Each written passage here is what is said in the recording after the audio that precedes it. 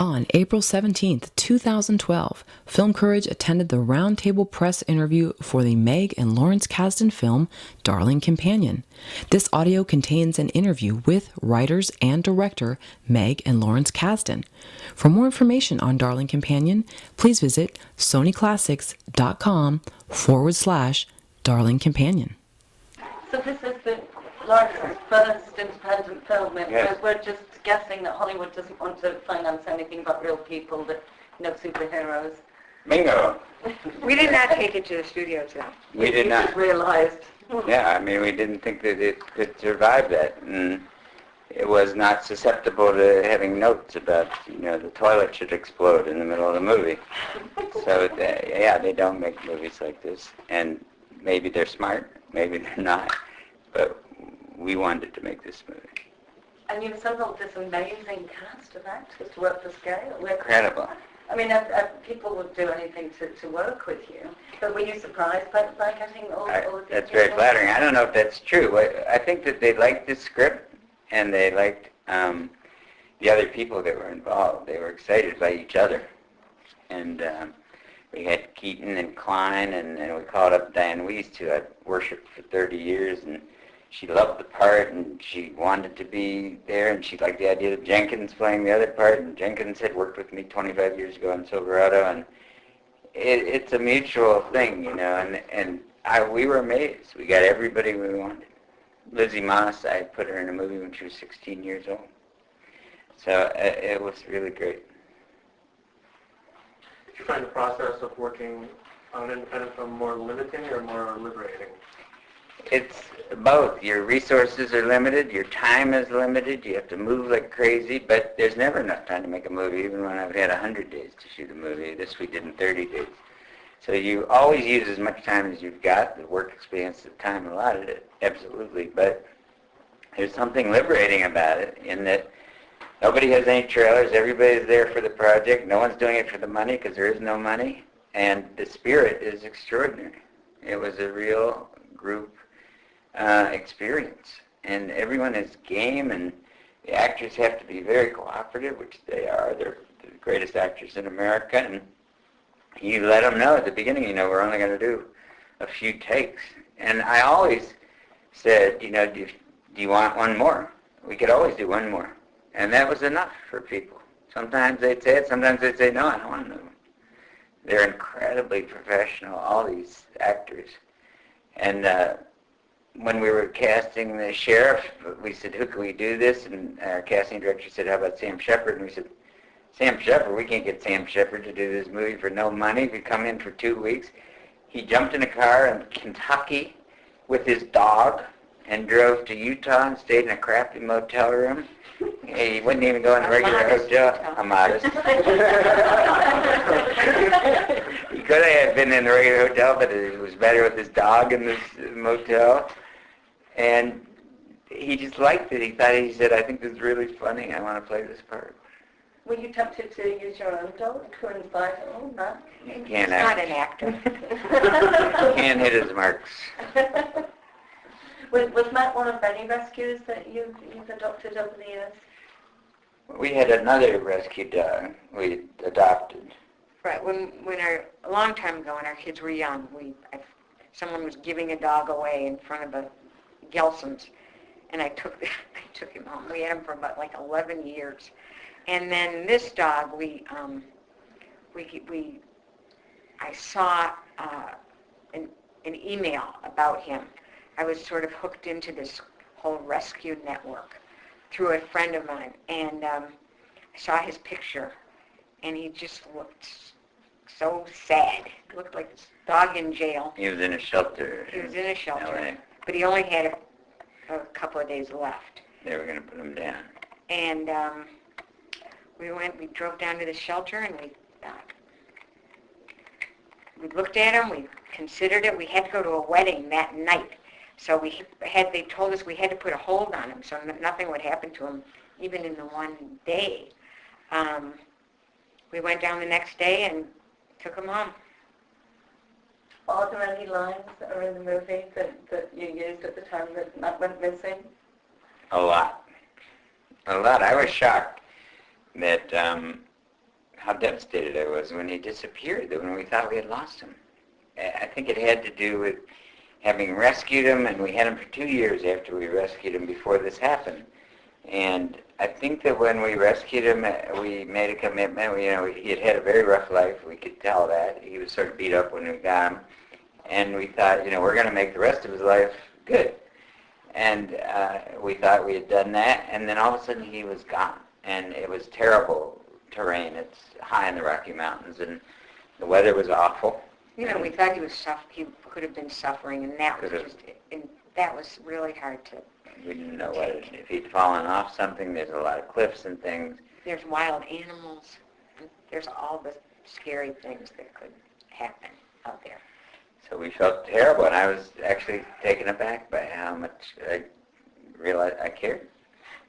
And we started looking. We did everything we could think of, and there was a point at which we got discouraged. And as in the movie, there was a woman who knew the dog and said, Meg told her that the dog was missing finally. She was hesitant to tell her, and she said, he's all right. I've never told you this, but I find things, and he's out there.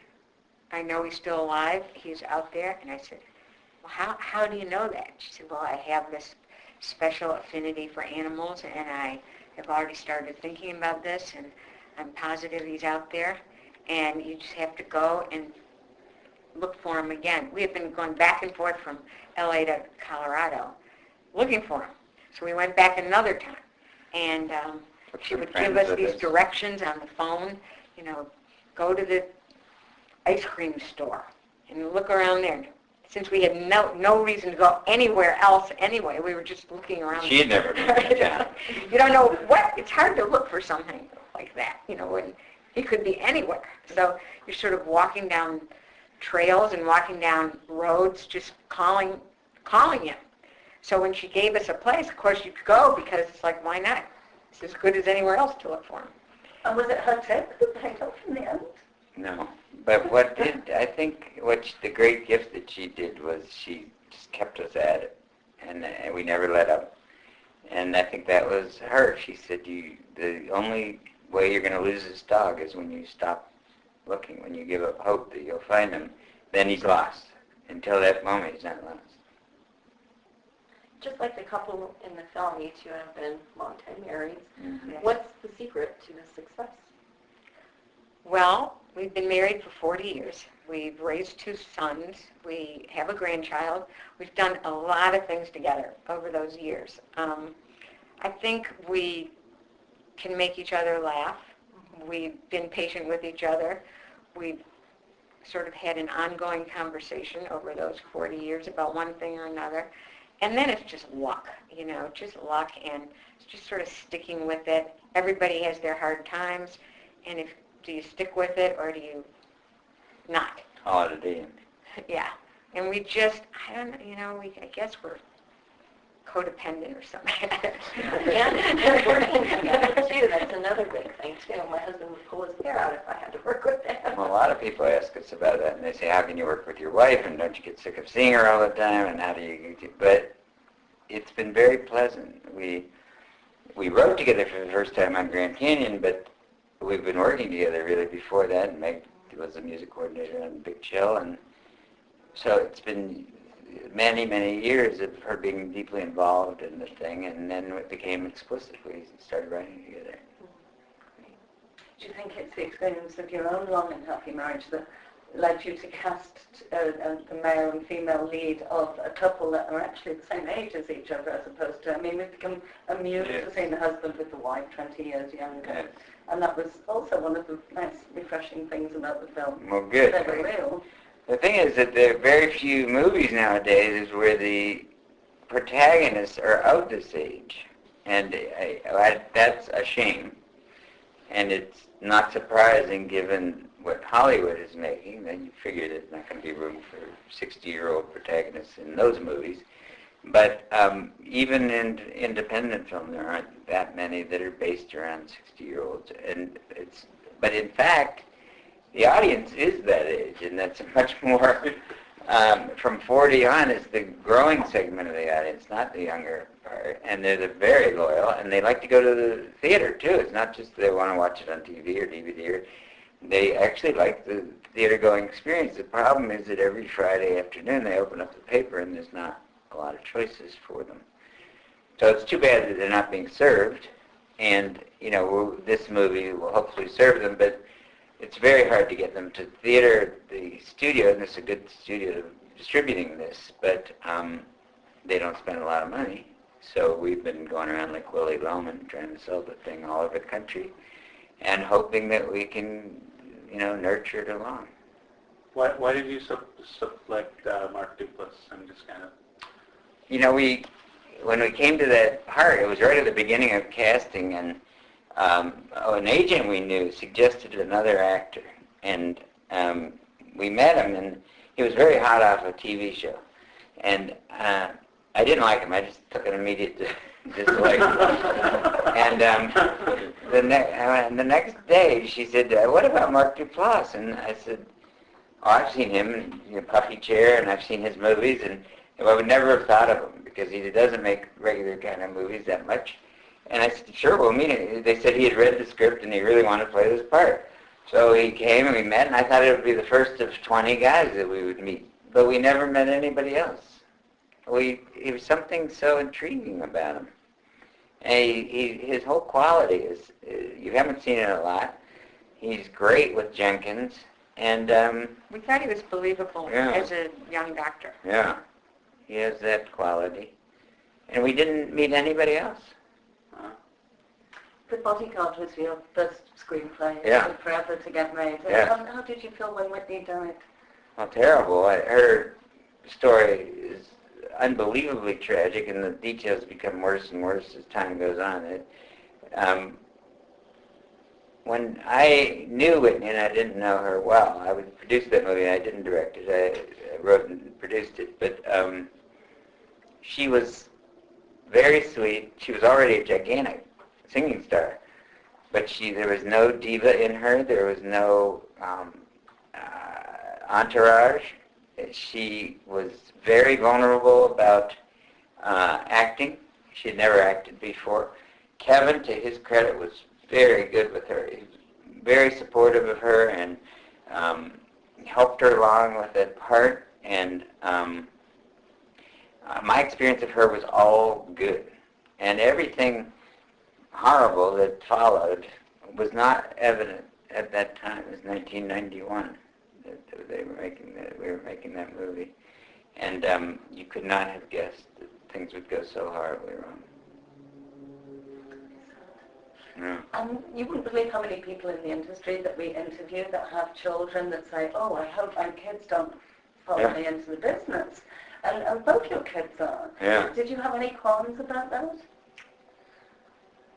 You know, they just were doing it from a pretty young age, and we certainly didn't discourage them. We didn't encourage them either, but they both, by the time they were finished with high school, it was clear they were doing this.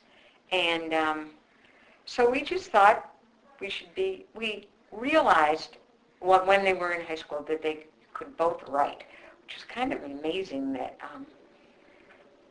they just could. And we felt pretty confident about that they could make a living writing.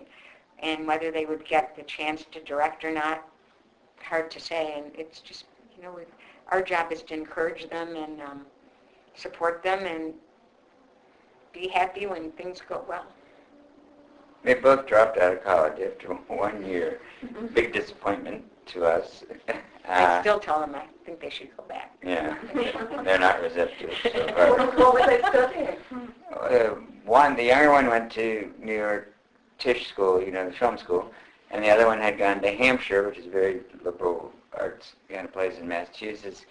But And then UC Santa Cruz. And UC Santa Cruz he changed. But they both were writing already, and they dropped out, and one came to work on one of my movies and never went back, and he directed his own movie at 22. That's Jake. That's Jake. And then the younger one, after a year at Tisch, dropped out and immediately got a job writing television. So it's hard to complain. And we never even really supported them. They sort of cut loose. You must be very proud. I'm very Yeah. proud. I mean, they're good kids, and that was the main thing. And we're very close, you know. And they're the first people that read our stuff, and we read theirs. And What's the special relationship with Kevin? I met him, you know, casting Body Heat, and I didn't use him. But I thought, I got to work with this guy. And when I next did The Big Chill, I thought, he's got to be in this group. He can do anything. He's an athlete. He was a great rider in Silverado. He handled the guns really well. If you've ever seen him on stage, you know that he's an athlete. And he's one of the funniest people on earth. And pure pleasure to work with. A great dramatic actor. When I see him in the morning, I'm happy he's there. It's a real benefit when you're making movies to arrive and see people you like. What's such a long resume? What keeps you going? You know, when you get to be 63, Next week. it'll seem like next week, I can guarantee you. You'll find that you feel very much as you did when you were 30 and 35 and 40, and you can't, the question of why keep going never comes up. It never occurs to you. It's still fun. It's still fun. You think, I'm very much in the middle of my life, and any one of us could drop dead tomorrow. So the question is, yeah, I hate to tell you that, Bob Street. That's why I don't pay my bills on time. So it never occurs to you like, oh, I should, give it up. What occurs to you is there a place in movies? Can I still get movies made? Because Hollywood, I don't think I can get movies made. I don't think there's anything, I hope I'm wrong, but there's so few movies they're making that I want to see. So I doubt that I'm the guy that's going to direct them. But I do believe there's plenty of movies being made that I like, and so there has to be a way to get them made. Quick question that is because I wanted to stick on this movie, but when you were putting together the music for The Big Chill, did you know that it was going to be like, I mean, there's like maybe 3 other soundtracks in history that have become that. No, we had no. It was the most fun to put that soundtrack together. Larry said, find a bunch of songs that from our time, really, from the '60s, that we liked when we were in college, and make a big, put together a big collection of those songs, and we'll pick some of them and we'll put them in the movie. And if you have, and he said, if I had any ideas about where in the movie they would go, I told him. So that was just an incredibly pleasant thing to do. I had 2 small children at the time, so I could listen to music and make these tapes, these old tapes that we still have somewhere around. And then every once in a while I'd get an idea about where something should be used. Some of those songs we had hoped are written into the script. You can't always get what you want. That's in the script, and we just that's tried a to great get scene. it. Heard it through the grapevine. Megha had that thought about the opening sequence. And we knew we wanted to get that. I'm from Detroit, so I grew up with real Motown Berry Gordy should. background, like, and I love that music. And we They both did it went right. to Michigan. That's what we wanted. When we heard all the British songs, British music too, but we loved Motown. Well, it's almost a musical. I mean, Mm. the movie in a weird way. Yeah, yeah. Anyway, I was just wondering because We like talking about that. Because I have, Big Chill, your favourites, and do you have favourites? Movies? Yeah. I don't. Right now, this is our favorite. It's a rescue dog. Thank you, guys. Thank you. Thank you very much.